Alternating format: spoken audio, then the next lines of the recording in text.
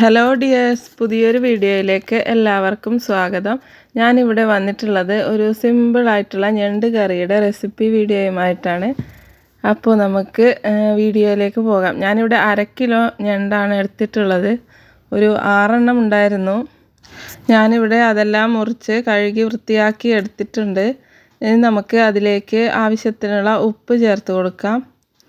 അതിനുശേഷം അതിലേക്ക് ഒരു 1/2 ടീസ്പൂൺ മഞ്ഞൾപ്പൊടി ചേർത്ത് കൊടുക്കാം. 1 ടീസ്പൂൺ മുളക് പൊടി ചേർത്ത് കൊടുക്കാം. ഇനി ഇതെല്ലാം നല്ലപോലെ ഒന്ന് കൈകൊണ്ട് മിക്സ് ചെയ്ത് മാറ്റി വെക്കണം.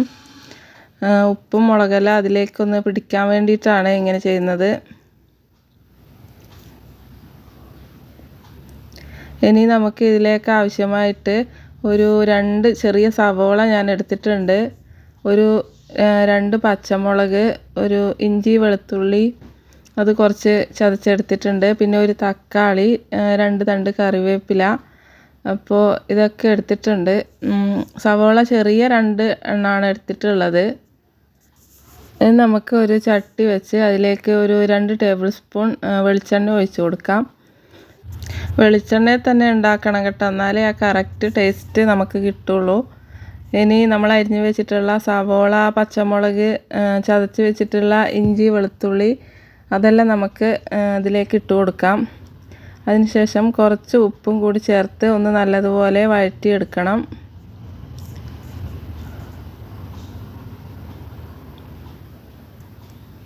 സവോളയും പച്ചമുളകും എല്ലാം കൂടി നല്ലപോലെ വഴണ്ട് വന്നിട്ടുണ്ട്. ഇനി നമുക്ക് അതിലേക്ക് ആവശ്യമായിട്ടുള്ള പൊടികൾ ചേർത്ത് കൊടുക്കാം. 1 ടീസ്പൂൺ മല്ലിപ്പൊടി, ഒരു 1/2 ടീസ്പൂൺ മാത്രം മുളക് പൊടി ചേർക്കുന്നുണ്ട്. മുളക് പൊടി നമ്മൾ നേരത്തെ ചേർത്തത് കൊണ്ടാണ് ഇത്ര കുറച്ച് ചേർക്കുന്നത്. പിന്നെ ഒരു 1/2 ടീസ്പൂൺ മഞ്ഞൾപ്പൊടിയും, ഒരു 1/2 ടീസ്പൂൺ കുരുമുളക് പൊടിയും, ഒരു ടീസ്പൂൺ ചിക്കൻ മസാലപ്പൊടിയും ചേർത്ത് നല്ലതുപോലെ ഒന്ന് മിക്സ് ചെയ്തെടുക്കണം. അതിനുശേഷം നമ്മൾ എടുത്തു വെച്ചിട്ടുള്ള ഞണ്ട് അതിലേക്ക് ചേർത്ത് കൊടുക്കാം. ഇനി അതെല്ലാം നല്ലതുപോലെ ഒന്ന് മിക്സ് ചെയ്തതിന് ശേഷം അതിലേക്ക് ഒരു ഗ്ലാസ് ഇളം ചൂടുള്ള വെള്ളം ചേർത്ത് കൊടുക്കാം. വെള്ളവും ചേർത്ത് നല്ലതുപോലെ ഒന്ന് മിക്സായി വന്നതിന് ശേഷം നമുക്ക് അടച്ച് വെച്ച് ഒന്ന് വേവിക്കാം.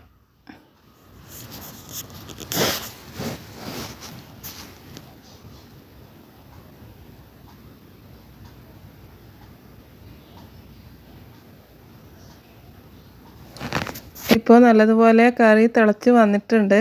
ഇനി നമുക്ക് അതിലേക്ക് നമ്മൾ അരിഞ്ഞു വെച്ചിട്ടുള്ള തക്കാളി ചേർത്ത് കൊടുക്കാം. അതിനുശേഷം നമ്മൾ എടുത്തു വെച്ചിട്ടുള്ള കറിവേപ്പില അതും കൂടി അതിലേക്ക് ചേർത്ത് കൊടുത്ത് ഒന്ന് മിക്സ് ആയതിനു ശേഷം ഒന്നുകൂടി ഒരു 5 മിനിറ്റ് അടച്ചു വെച്ച് വേവിക്കാം. ഇപ്പോൾ നമ്മുടെ ഞണ്ട് കറി ഇവിടെ റെഡിയായി വന്നിട്ടുണ്ട്. ഇനി പാകത്തിന് ഉപ്പും ചേർത്ത് നമുക്ക് അതിലേക്ക് നമ്മൾ എടുത്തു വെച്ചിട്ടുള്ള കറിവേപ്പില കൂടി ചേർത്ത് കൊടുക്കാം. അതിനുശേഷം 1 ടേബിൾ സ്പൂൺ പച്ചവെളിച്ചെണ്ണ കൂടി ചേർത്ത് നമുക്ക് വാങ്ങി വെക്കാം.